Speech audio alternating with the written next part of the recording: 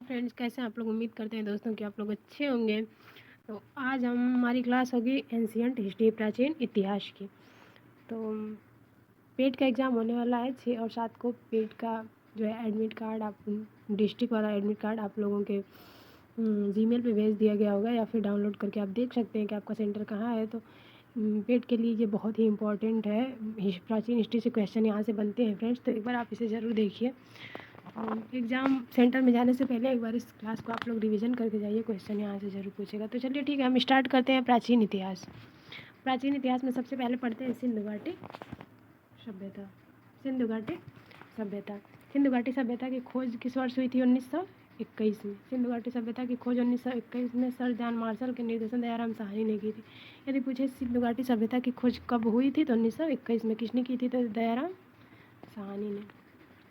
और जो हड़प्पा सभ्यता को सिंधु घाटी सभ्यता का प्रथम नगरीय सभ्यता या कांस्य युगीन सभ्यता के नाम से भी जाना जाता है। यदि सिंधु घाटी की प्रथम नगरीय सभ्यता या कांस्य युगीन सभ्यता पूछे तो कौन सी सभ्यता है? हड़प्पा सभ्यता। रेडियो कार्बन पद्धति सी कार्बन पर आधारित हड़प्पा सभ्यता का कालक्रम 2300 से 1750 ईसा पूर्व माना जाता है। ठीक है। अपनी अवस्थिति के कारण ये सिंधु घाटी सभ्यता किस आकृति की है? तो त्रिभुजाकार आकृति की है। ठीक है। जो मांडा में पूर्व आलमगीर, पश्चिम में सुतकांडोर कांगेडोर तथा दक्षिण में दैमाबाद तक फैली हुई है। इसकी अवस्थिति क्या है? मांडा में, उत्तर में मांडा, पूर्व में आलमगीरपुर, पश्चिम में सुतकांगेडोर तथा दक्षिण में दैमाबाद तक। कहाँ तक? दक्षिण में दैमाबाद तक फैली हुई है। ठीक है। अब यहाँ हम देखते हैं, देखिए उत्तर में यहाँ मांडा जम्मू कश्मीर में पड़ता है। मांडा कहाँ पड़ता है? जम्मू कश्मीर में पड़ता है। और पूर्व में आलमगीरपुर नदी, हिंडन नदी है उत्तर प्रदेश में। और पश्चिम में सुतकांगेडोर बलूचिस्तान नदी कौन सी है? दाश्क नदी। और दक्षिण में दैमाबाद, कहाँ पे? महाराष्ट्र में। यहाँ पे कौन सी नदी है? तो प्रवरा नदी है। चलिए हम देख लेते हैं यहाँ सिंधु घाटी सभ्यता के महत्वपूर्ण स्थल। तो हड़प्पा की खोज कब हुई थी? 1921 में। हड़प्पा की खोज कब हुई थी? 1921 में। दयाराम साहनी ने की थी। दयाराम साहनी ने की थी। और कहाँ पे? पंजाब कजाकिस्तान नदी कौन सी है? रावी नदी। और मोहनजोदड़ो की खोज 1922 में राखलदास बनर्जी ने। मोहनजोदड़ो की खोज 1922 में राखलदास बनर्जी ने। सिंध पाकिस्तान में सिंधु नदी। चनूदड़ो 1931 में। एनजी मजुमदार, सिंध पाकिस्तान में, ये भी है सिंधु नदी। और कालीबंगा 1953 में। कालीबंगा की खोज अमलानंद घोष ने की थी। हनुमानगढ़ राजस्थान में, ये बघर नदी है। राखी गढ़ी 1969 में। कहाँ पे? सूरजवान रफीक मुगल, हिसार हरियाणा में। राखी गढ़ी कहाँ है? हरियाणा में हिसार। यहाँ भी घग्गर नदी है। और बनावली 1973 में। रविंद्र सिंह बिष्ट, ये भी हरियाणा में है। और रंगोई नदी है। और धौलावीरा 90 से 91 में। रविंद्र सिंह बिष्ट। धौलावीरा कहाँ पड़ता है? तो कच्छ, गुजरात में। धौलावीरा कहाँ है? तो कच्छ, गुजरात में। और सिंधु घाटी सभ्यता के प्रमुख स्थलों से प्राप्त अवशेष देख लेते हैं। तो हड़प्पा 6 की 2 पंक्तियों में निर्मित कुल 12 कक्षों वाला एक अन्नागार मिला था। अन्नागार कहाँ मिला था? तो हड़प्पा से। अन्नागार कहाँ से मिला था? हड़प्पा से। विशाल अन्नागार कहाँ से मिला था? तो हड़प्पा से मिला था। और मोहनजोदड़ो से क्या मिला था? कांसे की नतर्की की मूर्ति, मुद्रा, पशुपति शिव की मूर्ति, ये कहाँ से मिला था? तो मोहनजोदड़ो से मिला था। ठीक है। और लोथल से देखते हैं तो गोदीवाड़ा फारस की मुहर मिली थी। फारस के मुहर मिली थी। और कालीबंगा से जूते हुए खेत, ऊँट की स्थितियाँ मिली थी। कालीबंगा से क्या मिले थे? जूते हुए खेत और ऊँट की अस्थियाँ मिली थी। और बनावली से सैंधव सभ्यता का एकमात्र स्थल है जहाँ निकास प्रणाली का अभाव है। निकास प्रणाली का अभाव है। धौलावीरा कृत्रिम जलाशय यहाँ से मिला था। धौलावीरा से खेल के स्टेडियम मिले थे। चनूदड़ो से क्या मिले थे? मनके बनाने का कारखाना। मनके बनाने का कारखाना कहाँ से मिला था यदि पूछे? तो देखिए यहाँ पे चनूदड़ो से। और पीतल की इक्टा गाड़ी, मुहर पर बिल्ली के पीछे भागते हुए कुत्ते के पदचिन्ह वाली मुहर मिली थी। एक मुहर पर बिल्ली के पीछे भागते हुए कुत्ते के पदचिन्ह वाली मुहर मिली थी। और औद्योगिक नगर, ये सब कहाँ से मिली थी? चनूदड़ो से। और राखी गढ़ी हड़प्पा सभ्यता के 5 बड़े नगरों में से एक है। और सिंधु घाटी सभ्यता की विशेषता क्या है देख लेते हैं।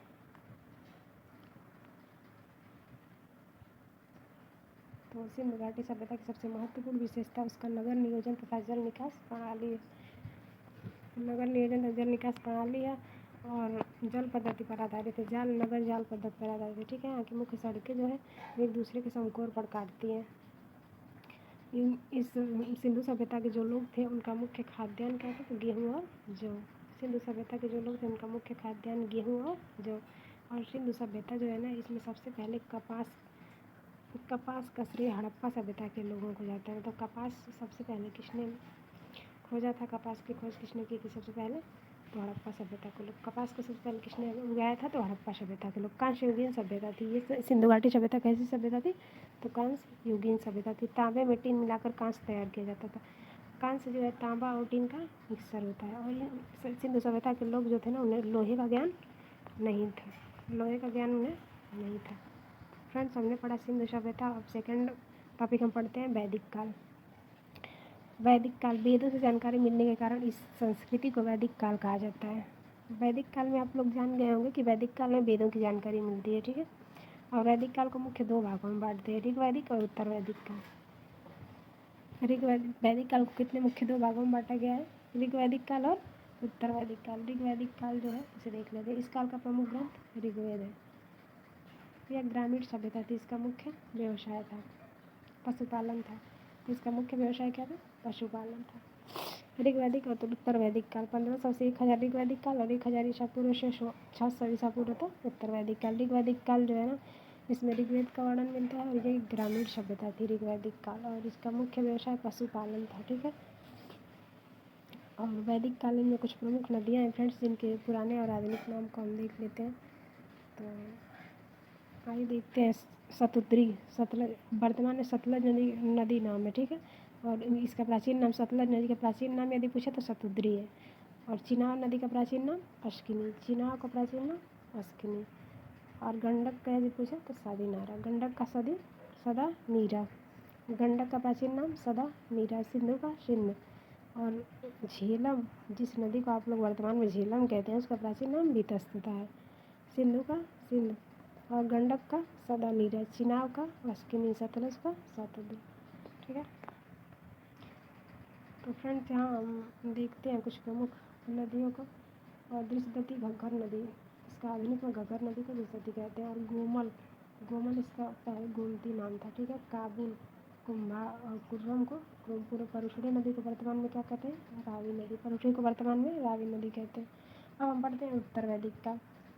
उत्तर वैदिक काल में फ्रेंड्स यजुर्वेद, सामवेद, अथर्ववेद, ब्राह्मण ग्रंथ, वेदांग, आरण्यक, उपनिषद की रचना इसी काल में सब। इसमें केवल ऋग्वेद का वर्णन हुआ है, लेकिन इसमें सामवेद, यजुर्वेद, अथर्ववेद, ब्राह्मण ग्रंथ इत्यादि आते हैं। ठीक है, उत्तर वैदिक काल में इसमें वर्ण व्यवस्था जो थी वो कठोर आने लगी और समाज 4 वर्णों में बट गया था। इसी में उत्तर वैदिक काल में जो हमारा समाज है वो 4 वर्णों में बट गया था, ब्राह्मण, क्षत्रिय, वैश्य और शूद्र। किस काल में 4 भागों में बटा था हमारा समाज? तो उत्तर वैदिक काल में। और इसमें स्त्रियों की स्थिति में क्या थी? गिरावट आ गई थी। स्त्रियों की स्थिति ठीक नहीं थी। और इसी उत्तर वैदिक काल में आश्रम व्यवस्था शुरू की गई। ब्रह्मचर्य आश्रम, गृहस्थ, वानप्रस्थ और संन्यास आश्रम। और इसी काल में 3 ऋण हुए, ऋषि, पितृ और देव, तथा 4 पुरुषार्थ, धर्म, अर्थ, काम और मोक्ष अस्तित्व में इसी उत्तर वैदिक काल में। बोलते हैं बौद्ध धर्म। चलिए, तो बौद्ध धर्म के बारे में हम कुछ देख लेते हैं। तो बौद्ध धर्म के संस्थापक किसे माना जाता है? गौतम बुद्ध को। बौद्ध धर्म, गौतम बुद्ध के बचपन का नाम क्या था? सिद्धार्थ। इनका जन्म 563 ईसा पूर्व लुम्बिनी में हुआ था। और लुम्बिनी में शाक्य गणराज्य से संबंधित। इनका जन्म 563 ईसा पूर्व में लुम्बिनी में। ये किस गणराज्य से थे? तो शाक्य गणराज्य से। इनके माता पिता पालन पोषण, माता महामाया, पिता शुद्धोधन। और इनका पालन पोषण किसने किया था? इनकी मौसी प्रजापति गौतमी ने। इनका विवाह 6 वर्ष की आयु में ही हो गया था। और इनकी पुत्री और पुत्री यशोधरा और पुत्र राहुल था। इनकी पुत्री यशोधरा और पुत्र राहुल था। गृह त्याग किए 29 वर्ष की आयु में। गृह त्याग किए कितनी वर्ष की आयु में? 29 वर्ष की आयु में। और गृह त्याग करने की जो घटना है इसे किस नाम से जानते हैं? तो महावी निष्क्रमण। महावी निष्क्रमण। और इनके मृत्यु की घटना को महापरिनिर्वाण। मृत्यु को महापरिनिर्वाण। इनकी मृत्यु कब होती है? 483 ईसा पूर्व में कुशीनारा में। और ज्ञान प्राप्ति जो होता है इसे संबोधि कहते हैं। ज्ञान प्राप्ति को संबोधि कहते हैं। इन्हें ज्ञान प्राप्ति कहाँ हुआ था? बोधगया में 35 वर्ष की आयु में। 29 वर्ष में इन्होंने घर छोड़ा था और 35 वर्ष की आयु में इन्हें ज्ञान प्राप्त हुआ था बोध गया में। ठीक है, इन्होंने अपना पहला उपदेश दिया जो उसे किस नाम से जानते हैं, धर्मचक्र प्रवर्तन। और कहाँ पे दिए थे, सारनाथ में, ऋषिपत्तनम, इसका प्राचीन नाम ऋषिपत्तनम था, वर्तमान में सारनाथ। और प्रथम उसे धर्मचक्र प्रवर्तन इसे कहते हैं। ठीक है, सबसे ज़्यादा उपदेश ये कहाँ दिए थे, श्रावस्ती में। सबसे ज़्यादा उपदेश कहाँ पे दिए थे, श्रावस्ती में। अंतिम उपदेश कुशीनारा में दिए थे। बौद्ध धर्म के त्रिरत्न बुद्ध, धम्म और संघ। बौद्ध धर्म में 3 रत्न थे, तीनों का नाम क्या है, बुद्ध, धम्म और संघ। बुद्ध की शिक्षाओं का मूल आधार क्या था, तो 4 आर्य सत्य।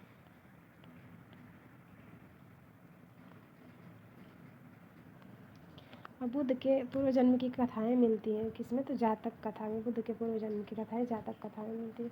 महात्मा गांधी के उपदेश की भाषा, महात्मा गांधी ने किस भाषा में अपना उपदेश दिया था, तो पाली भाषा में। महात्मा बुद्ध ने किस भाषा में अपना उपदेश दिया था यदि पूछे, तो पाली भाषा में। और पिटक इसमें 3 है। पाली साहित्य के 3 भाग, सुत्त पिटक, विनय पिटक और अभिधम्म पिटक। सुत्त पिटक, विनय पिटक और अभिधम्म पिटक। बौद्ध धर्म के सिद्धांत, विनय पिटक में बौद्ध धर्म के नियम और अभिधम्म पिटक में बौद्ध धर्म का धार्मिक विवेचन। और बुद्ध द्वारा दीक्षित अंतिम व्यक्ति सुभद्र था। फिर इनके प्रिय शिष्य, बुद्ध के प्रिय शिष्य कौन थे, तो आनंद थे। बौद्ध संघ में प्रवेश पाने वाली जो महिलाएं थी, महिला थी उसमें प्रथम महिला कौन थी, प्रजापति गौतमी। बौद्ध धर्म में प्रवेश पाने वाली प्रथम महिला कौन थी, तो प्रजापति गौतमी थी। और इसमें बौद्ध संगीतियाँ 4 हुई थी, प्रथम, द्वितीय, तृतीय और चतुर्थ। बौद्ध संगीतियाँ इसमें कितनी हुई थी, प्रथम, द्वितीय, तृतीय और चतुर्थ। 483 ईसा पूर्व में पहली हुई थी और 383 में दूसरी हुई थी। 251 में तीसरी और प्रथम शताब्दी में चतुर्थी हुई थी। पहली बौद्ध संगीति कहाँ पर हुई थी, राजगिरी में। दूसरी वैशाली में। तीसरी पाटलिपुत्र में और चौथी कश्मीर में। पहली जब हुई थी राजगिर में तो इसके अध्यक्ष कौन थे, महाकश्यप। और तत्कालीन शासक कौन थे, अजातशत्रु। महाकश्यप अध्यक्ष थे और अजातशत्रु शासक थे। और द्वितीय जब वैशाली में हुई तो सर्वकामिनी कालाशोक के समय हुई थी। द्वितीय जब वैशाली में हुई तो कालाशोक के समय। तृतीय किसके समय, पाटलिपुत्र में हुई थी और अशोक के समय। और इसके अध्यक्ष थे मोगलीपुत्रम, अशोक के समय हुई थी। ठीक है, पाटलिपुत्र में तीसरी हुई थी अशोक के समय।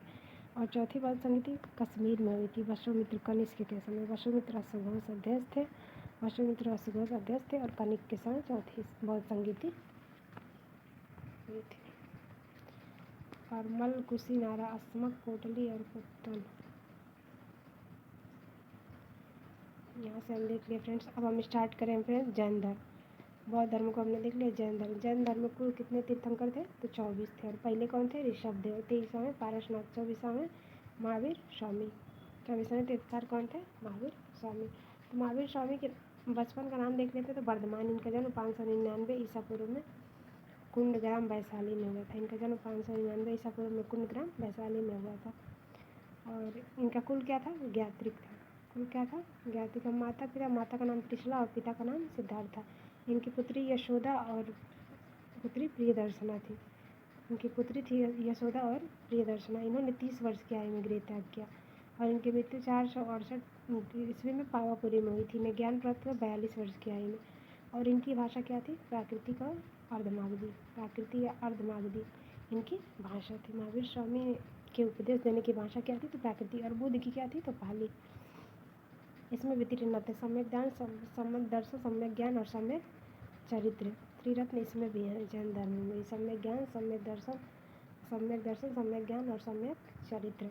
और जैन धर्म के 2 संप्रदाय, श्वेतांबर और दिगंबर। श्वेत वस्त्र धारण करने वाले स्थूलभद्र और दिगंबर भद्रबाहु, बिना वस्त्र के रहने वाले। और महावीर स्वामी द्वारा दिए गए कुल सिद्धांतों की संख्या 14 थी। जैन धर्म का महत्वपूर्ण ग्रंथ यदि पूछते तो कल्पसूत्र था, जिसकी रचना भद्रबाहु ने की थी। कल्पसूत्र ये जैन धर्म का बहुत महत्वपूर्ण ग्रंथ था और इसकी रचना किसने की थी, भद्रबाहु ने की थी। और जैन धर्म के प्रथम अनुयायी पूछे तो जमाली। जैन धर्म के भिक्षुणी संघ की अध्यक्षता कौन थी, तो चंदना थी। और जैन संगीति हुई थी फ्रेंड्स 2। पहली जैन संगीति हुई थी और द्वितीय संगीति 300 ईसा पूर्व में, 512 या 513 ईसा पूर्व में। पाटलिपुत्र में हुई थी पहली। स्थूलभद्र अध्यक्ष थे, चंद्रगुप्त मौर्य तत्कालीन शासक थे। इसके अध्यक्ष कौन थे, स्थूलभद्र। तत्कालीन शासक कौन थे, चंद्रगुप्त मौर्य। और द्वितीय वल्लभी गुजरात में हुई थी। और देवार्थिगढ़ और श्रवसेन प्रथम मौर्य कौन से, मैत्री कौन से थे। ठीक है, अब आते हैं हम फ्रेंड्स महाजनपद को पढ़ लेते हैं। हमने पढ़ा सिंधु घाटी सभ्यता, बौद्ध धर्म, जैन धर्म। अब हम आते हैं फ्रेंड्स महाजनपद। महाजनपदों की कुल संख्या कितनी है? तो 16 है। महाजनपद कितने हैं? 16 हैं। और महाजनपदों का उल्लेख बौद्ध ग्रंथ अंगुत्तर निकाय तथा जैन ग्रंथ भगवती सूत्र से मिलता है। अगर जो महाजनपद है इनका उल्लेख बौद्ध धर्म में कहाँ मिलता है? अंगुत्तर निकाय में। और जैन धर्म में कहाँ मिलता है? भगवती सूत्र में। ये महाजनपद जो है इनको हम पढ़ लेते हैं 16 को। तो अंग की राजधानी चंपा, मगध के गिरिव्रज या राजगिरी, काशी का वाराणसी, कुरु का इंद्रप्रस्थ, वत्स का कौशाम्बी, मत्स्य का विराटनगर, गांधार का तक्षशिला, कम्बोज का हाटक, सूरसेन का मथुरा, पांचाल का अहिच्छत्रकाव्य, चेदी का शक्तिवती, वज्जी का वैशाली या विदेह, कौशल का श्रावस्ती। ठीक है। 16 महाजनपद है फ्रेंड्स। अंग के चंपा, अंग की राजधानी कहाँ है? तो चंपा, मगध के गिरिव्रज राजगिरी, काशी का वाराणसी, कुरु का इंद्रप्रस्थ, वत्स का कौशाम्बी, मत्स्य का विराटनगर और गांधार का तक्षशिला, कम्बोज का हाटक, सूरसेन मथुरा, पांचाल अहिच्छत्र, चेदी शक्तिमती, वज्जी वैशाली, विदेह, कौशल के श्रावस्ती। इसकी राजधानियाँ थी 16 महाजनपद की। ठीक है। तो मल्ल का कुशीनारा, असमक का पोर्टल या पत्तन, अवंती का उज्जैनी या महेशपति। 16 महाजनपदों की राजधानियाँ थी फ्रेंड्स। अब हम पढ़ लेते हैं मगध के बारे में हम पढ़ लेते हैं। 16 जनपद में मगध सबसे शक्तिशाली था। कौन सा जनपद सबसे शक्तिशाली था? मगध जनपद। मगध पर शासन करने वाले राजवंश हर्यक वंश, प्रथम राजवंश कौन थे? हर्यक वंश, जिन्होंने मगध पर शासन किया था। इस वंश का प्रथम शासक बिंबिसार था। कौन थे? बिंबिसार थे। बिंबिसार के उत्तराधिकारी अजातशत्रु के शासन में ही बुद्ध के महापरिनिर्वाण के 8वें वर्ष राजगिरी में प्रथम बौद्ध संगीति आयोजित हुई थी। किसके समय हुई थी? अजातशत्रु के समय। बिंबिसार के उत्तराधिकारी थे अजातशत्रु, इन्हीं के समय प्रथम बौद्ध संगीति हुई थी। और दूसरे आते हैं उदयन। पहले बिंबिसार थे, फिर अजातशत्रु, फिर उदयन। अजातशत्रु के पुत्र थे उदयन। ठीक है। 461 से 445 ईसा पूर्व उदयन अजातशत्रु के पुत्र थे। इन्हें गंगा तथा सोन नदी के संगम पर पाटलिपुत्र नामक शहर की स्थापना की और अपनी राजधानी राजगिरी से पाटलिपुत्र स्थानांतरित किया। उदयन ने क्या किया था? अपनी राजधानी को राजगिरी से पाटलिपुत्र स्थानांतरित कर दिया। कहाँ पे? पाटलिपुत्र स्थानांतरित कर दिए। किसने? उदयन ने। गंगा तथा सोन नदियों के संगम पर पाटलिपुत्र नामक नगर की स्थापना किसने की थी? तो इसी उदयन ने की थी। अब शिशुनाग आते हैं। इन्होंने इसकी हत्या शिशुनाग वंश की स्थापना की। शिशुनाग ने इसकी हत्या कर शिशुनाग वंश की स्थापना की। किसकी हत्या करके? तो उदयन की। इस वंश का अंतिम शासक नागदक्षक या दर्शक था। इसके सेनापति शिशुनाग थे। ठीक है। और नागदक्षक की हत्या करके शिशुनाग ने शिशुनाग वंश की स्थापना की। और शिशुनाग वंश के शासक कालाशोक के शासनकाल में वैशाली में ये शिशुनाग वंश के शासक थे कालाशोक। इन्हीं के समय वैशाली में द्वितीय बौद्ध संगीति का आयोजन हुआ 383 ईसा पूर्व में। द्वितीय बौद्ध संगीति का आयोजन किसके समय हुआ? कालाशोक के समय हुआ। ये शिशुनाग वंश से थे। ठीक है। अब आते हैं नंद वंश। इसकी स्थापना महापद्म नंद ने की। नंद वंश की स्थापना किसने की? महापद्म नंद ने। और नंद वंश के अंतिम शासक कौन थे? तो घनानंद थे। चंद्रगुप्त मौर्य ने घनानंद की हत्या कर मौर्य वंश की स्थापना की। नंद वंश के अंतिम शासक कौन थे? घनानंद। और घनानंद की हत्या किसने किया 322 ईसा पूर्व में? चंद्रगुप्त मौर्य ने। और इनकी हत्या करके इन्होंने क्या किया? मौर्य वंश की स्थापना किया।